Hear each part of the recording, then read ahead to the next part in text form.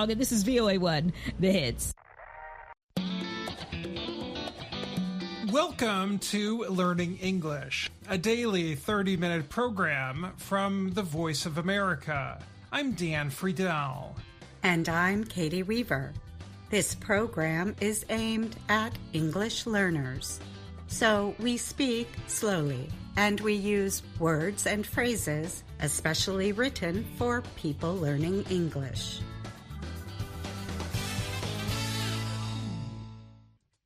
Today on the program, Caty and I have a story about the secretive group behind costly land purchases in a farming area of Northern California. Then, Bryan Lynn has the science report. He looks at the reasons behind Japan's new mission to the moon. After that, Andrew Smith and Jill Robbins bring us the English lesson of the day. But first, Dan Novak is here with a story about help for sports gamblers in the U.S. People in the American state of Kentucky will be able to legally bet on sporting events for the first time in September. When they do, they also help to pay for the first ever state program to help people with gambling problems. 5 years ago, the U.S. Supreme Court cleared the way for legalized sports betting. Almost 3/4 of U.S. states have since permitted sports betting, but support for problem gambling services has been limited. Now, more states like Kentucky are requiring at least some sports gambling money to go toward helping addicted gamblers. Research shows that younger, higher-educated men are among the most likely to bet on sports. Technology has made gambling much easier. In many states, people can now bet on smartphone apps 24 hours a day.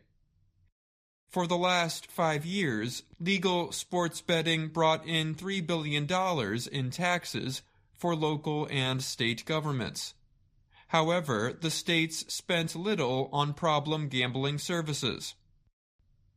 In 2022, the state of Massachusetts budgeted $10 million for problem gambling services, and 9 other states did not spend any. Most of the money from gambling went toward services like telephone helplines, counseling, and public awareness campaigns. The federal government, which spends billions of dollars on substance abuse prevention and treatment, provides nothing for gambling problems. Kentucky is projected to spend about $575,000 in its first year on gambling problems. Michael R. Stone is the director of the nonprofit Kentucky Council on Problem Gambling. He said the amount of money is a good start, but we've only got 5 certified gambling counselors in the state right now, and we're going to need probably 5 times that many.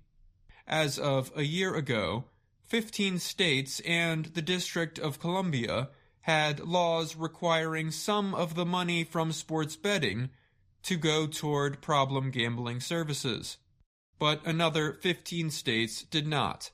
Since then, 7 more states have either launched sports betting or passed laws to do so. All of those have required part of their sports betting money to go to problem gambling services, said Rachel Volberg. She is a researcher at the University of Massachusetts Amherst. I'm Dan Novak.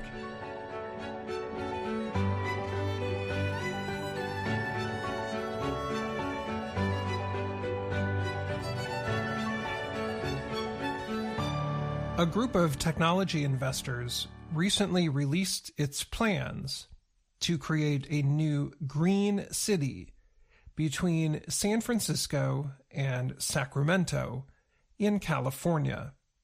The group's name is California Forever. It posted the plans on its website of the same name. The leader is Jan Schramek, a former trader for the financial services company Goldman Sachs. California Forever has purchased about $800 million of land in Solano County. The county includes small cities, many farms, and an American military base. The area is about 100 kilometers from San Francisco and 50 kilometers from the state capital of Sacramento. About 450,000 people live in the county. The cost of a mid-level home is around $600,000, while homes closer to San Francisco can be 2 or 3 times more. Housing supply is one of the greatest concerns in California, and those who work as school teachers, nurses, or police officers cannot live close to where they work. California Forever's announcement opened with this message: starting a conversation about Eastern Solano County, a chance for a new community, good-paying local jobs, solar farms, and open space. The post includes a lot of information about the land purchases and the group's ideas. The website includes drawings of new homes, farms, fields with solar panels, people sitting in boats and fishing, and eating meals in a central city area. The investment group has purchased 202 square kilometers of land since 2018. Among the investors are business leaders Laureen Powell-Jobs, tech investor Mark Andreessen, and LinkedIn co-founder Reid Hoffman. California Forever's post reported that 97% of its investors are American. There had been some concerns that the investment group was from outside of the U.S. The project sounds good to the investors, but local leaders and residents are not sure they agree. To start with, many people are upset with the group's secrecy. The investors made the purchases under the name Flannery Associates, LLC. Mike Thompson represents the area in the lower house of the U.S. Congress. He said the U.S. Department of Treasury and the Federal Bureau of Investigation has been working to learn who was behind the land purchases. Their secrecy has caused a lot of problems, a lot of time, and a lot of expense, Thompson said. The investors say they needed to keep their identities secret until they had enough land. Now that they are discussing the project, they say they want to have conversations with the residents of Solano. The group started by sending a survey to homeowners. The survey asked residents about what they want for the future of Solano County. Residents' answers included lower cost of living, more good jobs, as well as improved schools and safety from crime. Solano County resident Princess Washington is suspicious of California Forever's plans. Washington is the acting mayor of Suisun City in central Solano. She says many people who live in the area do not want development. They want to keep the area close to Travis Air Force Base open. She said she is concerned that the Flannery Group wants to create a city for the elite by falsely saying they plan to build low-cost homes. She wondered why the group does not want to transform cities that already exist. The better thing would be to approach our city leaders and work with us within our city boundaries, not to create a new city. Flannery also faced anger earlier this year when it opened a court case against a group of landowners. Flannery said the landowners were working together to make sure they sold only at high prices. Other residents say they became worried just recently when the group sent out a survey. It asked the community about its level of support for a major new project with tens of thousands of new homes. Representative Thompson says he is not sure Schrammek and the other investors understood Solano County or its values. He said Schrammek thinks his financial expertise will help the developers push the project forward faster than other California home builders. He doesn't have a plan. He's not there yet, Thompson said. Many home builders say California is a difficult place to do business because there are many rules for the industry to follow. Hoffman and Andreessen did not respond to emailed requests for comment, nor did Jobs, through her business, Emerson Collective. Project developers said they will protect the military base and farmers who want to keep farming on their parcels. I'm Dan Friedell. And I'm Caty Weaver.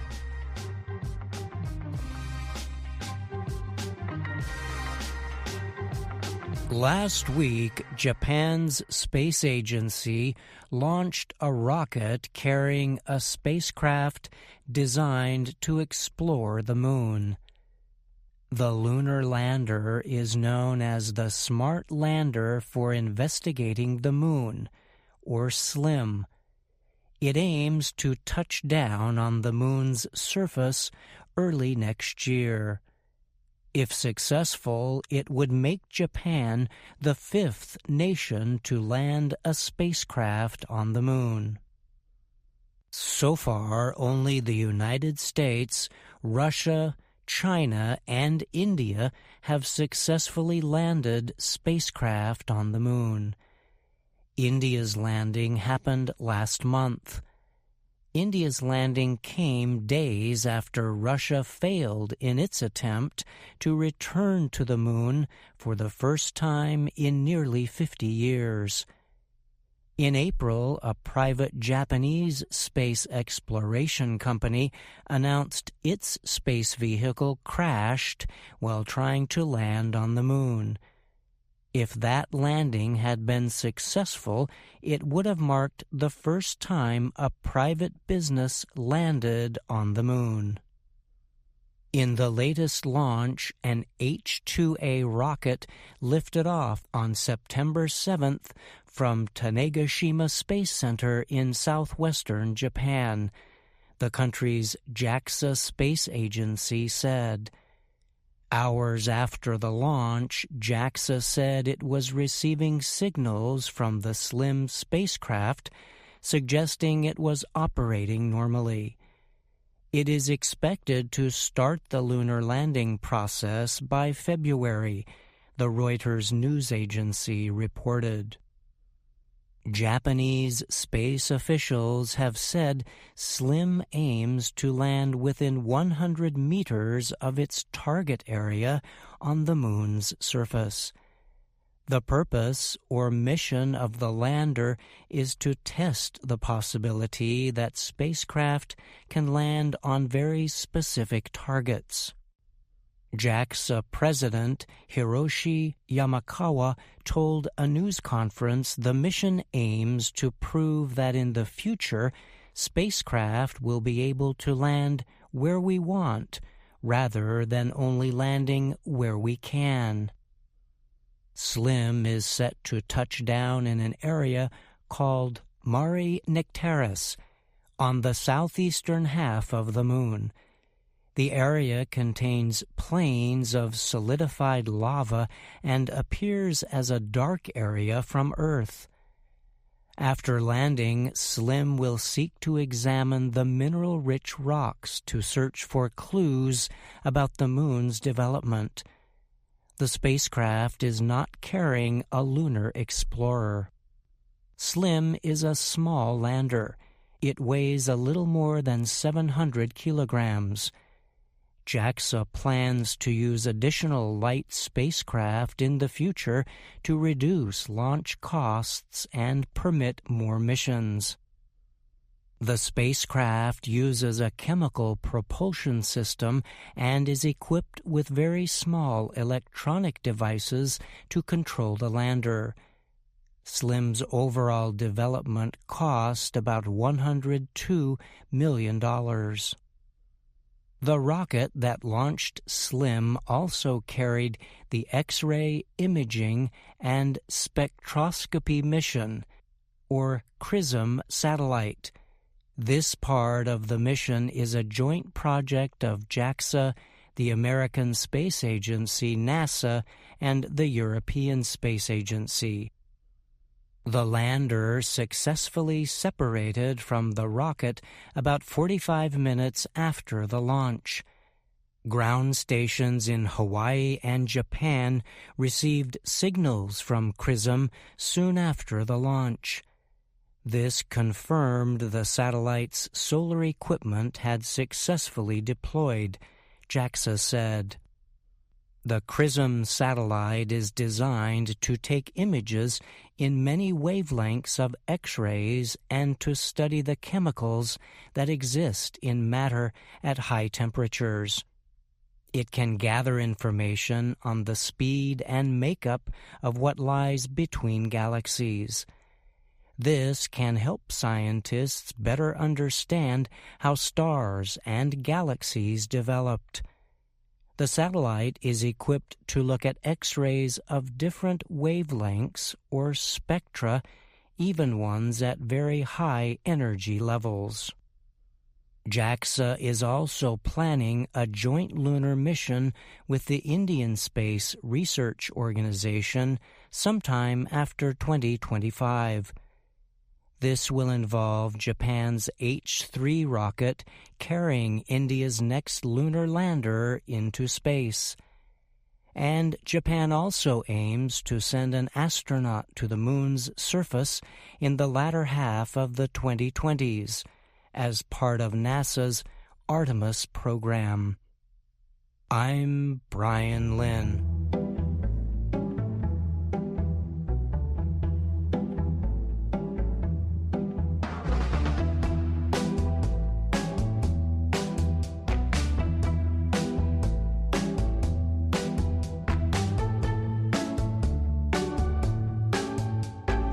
Listening to the Learning English podcast.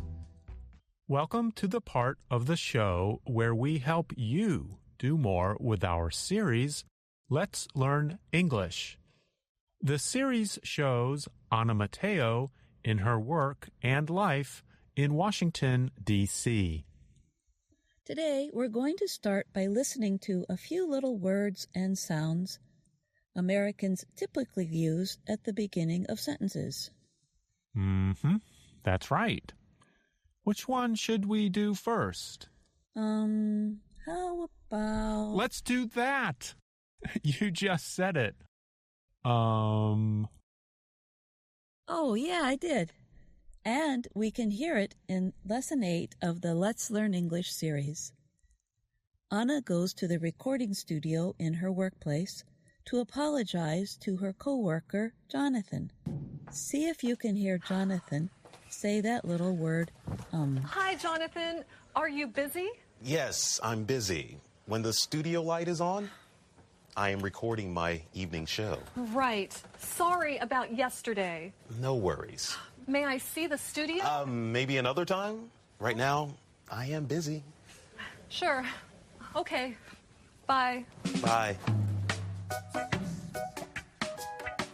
I noticed Jonathan said, after Anna asked him a question. That's right. We usually say to show that we are thinking about an answer. We also use it, like Jonathan did, to help us say no in a nice, polite way. Our listeners can hear this explained again with more examples by using the pronunciation practice video in Lesson 8 of Let's Learn English. Each lesson in Let's Learn English Level 1 has a pronunciation practice video. You can find it on our website below the main video and the speaking practice video. Let's hear the first part of that practice video. Hesitation noises. When Americans want more time to think about what they are saying, they often use a hesitation noise, like or Listen to Jonathan when he is talking to Anna. He does not want Anna to see what he is doing in the studio. May I see the studio? Maybe another time. Right now, I am busy. Now you try it. Use to make more time to answer a question.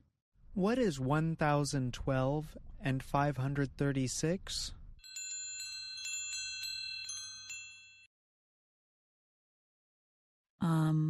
It's 1,548. The mathematics problem was a good example of when we typically say, And remember, you can learn more by going to the Learning English website and using the Let's Learn English lessons.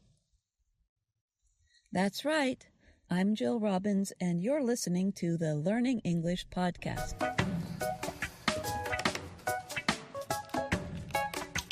Lesson 8 also shows how people answer Anna when she apologizes. Anna says sorry many times. Sorry about yesterday. I'm sorry. For yesterday. Well, I am sorry. In fact, Americans often say they are sorry for bothering someone, even when it is for only small mistakes or problems. And they accept apologies by saying, "It's okay," or "No problem." And "no worries" is also a popular way to accept an apology. That's right.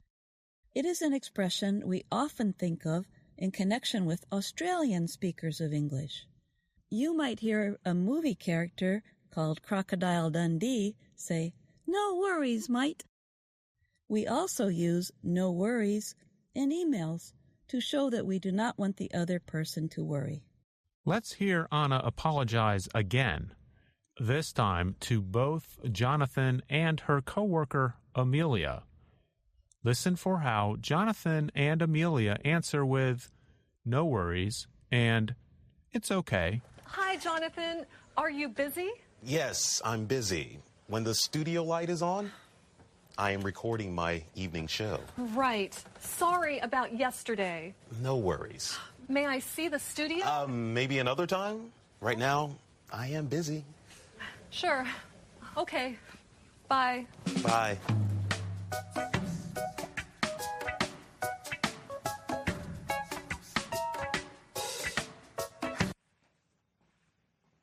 Hi, Amelia? Are you busy? I'm a little busy. I want to say I'm sorry for yesterday. It's okay, Anna. Well, I am sorry. It's okay, Anna. Come by this afternoon. Okay. There's another small word at the beginning of sentences that our listeners can learn to use. Oh? What's that? You just said it. Oh, I did. Okay, I admit I said that on purpose because we want our listeners to hear the different tone of voice we use with this little word, oh. But instead of listening to me, let's listen to Anna. In Lesson 9, Anna wants to check the weather in Washington, D.C. She wants to know if it will be warm or cold. Listen carefully. She says "oh" 2 times, right at the beginning and near the end. Oh, hi everyone. Here in Washington, D.C., the weather changes often. One day is cold and windy, but the next day is warm and sunny. So every day I check the forecast. Hello, phone. What is today's temperature? Today it is 18 degrees. 18 degrees? That is cold. 18 degrees Celsius. Oh, Celsius. That is 65 degrees Fahrenheit. That's warm. Yes, Anna, it is warm. The first time she says, "oh," it's very fast. She says, Oh, hi everyone. the "oh" shows that she is a little surprised because in the video she is reading a book and then notices that the camera is filming her.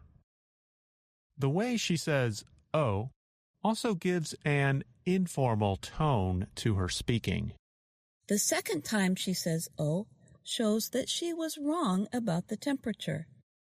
When we notice that we made a mistake or believed something that was not true, we say "oh." And we can say "oh" in a few different ways to show this. If we are wrong about a small detail that's not too important, we usually say the word quickly and with a lower tone of voice, like, "Oh, okay, I get it." And then, if the mistake is a little bigger, the sound usually gets longer, like this, "oh."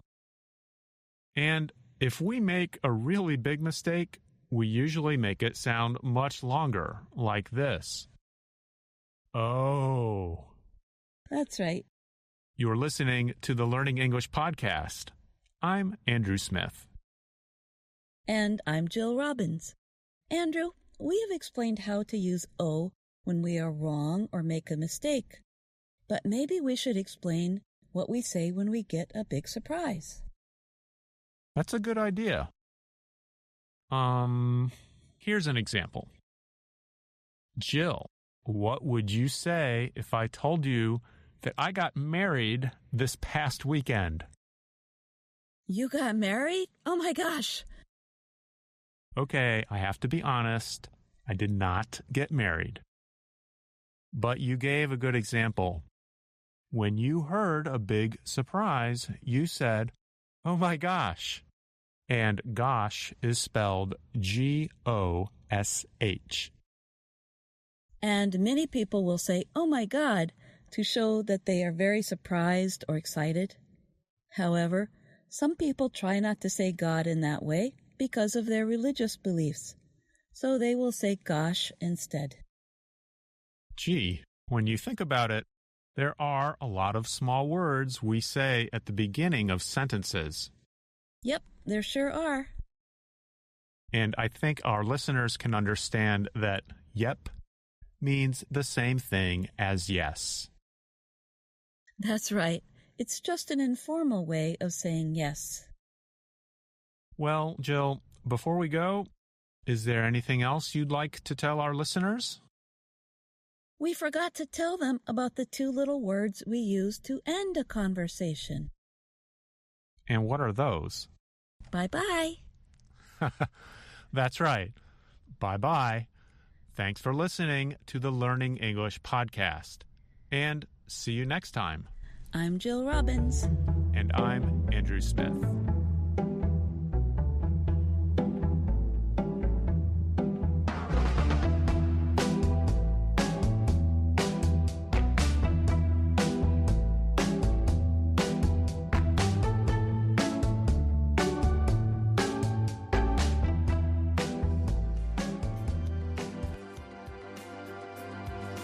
And that's the Learning English podcast for today. Thank you, Andrew and Jill, for that lesson. And thanks to my VOA colleagues for their work on today's program. Most importantly, thank you for listening. For more, visit our website at learningenglish.voanews.com. I'm Caty Weaver. And I'm Dan Friedell.